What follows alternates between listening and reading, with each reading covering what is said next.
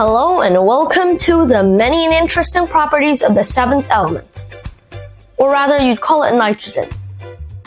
Nitrogen is very important in both biology and chemistry. That's because it forms a very large variety of compounds, and we can't cover them all in this video. So in this video, we'll only look at the oxygenated compounds of nitrogen. In the next one, we'll look at this guy called Haber, who industrialized ammonia production. That's not very complicated, but also way too long, so not today. Why is nitrogen so important in biology? Well, all of us know we're made up of cells, right? And all of us know that cells have DNA. The DNA is the information, and it can't do much. That's where the proteins come in. Proteins do the work. They hold up the skeleton, they do lifey stuff, but they need to have instructions, and that's with the DNA. Well, you've got things to eat behind you, right? There should be proteins on it. And you can see that stuff is literally everywhere that lives.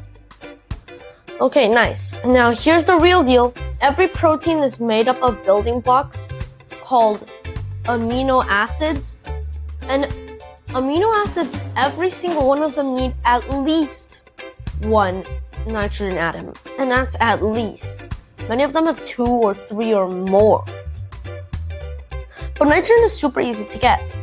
It's like 70% of the air. But here's the thing. That air, that nitrogen gas, comes in the form of N2, which has a super duper strong triple bond. And to actually make use of it, we have to break that triple bond, which costs a lot of energy. The plants can't have that energy themselves, so they'll need to look elsewhere. And where? Of course, lightning. When lightning strikes the air, it also strikes the nitrogen, and then the bond shatters. The oxygen comes in and comes in again, forming successively nitrogen oxide and then nitrogen dioxide.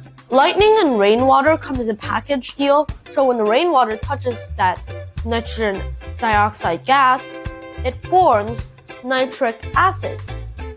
And then that nitric acid falls to the ground. You shouldn't be burned, and you also shouldn't be standing outside. It just becomes nitrate ions in the soil, and then, bargain! You've got nutrients and water one time from the sky.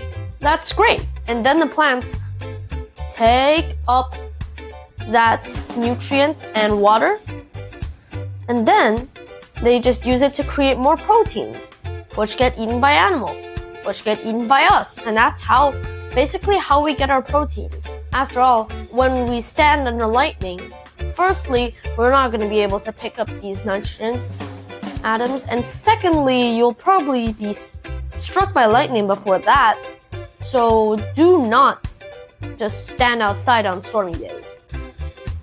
You'll probably die, except for that guy who got struck 7 times and still lived. Alright then, so next video we'll cover the history and how it works of ammonia production.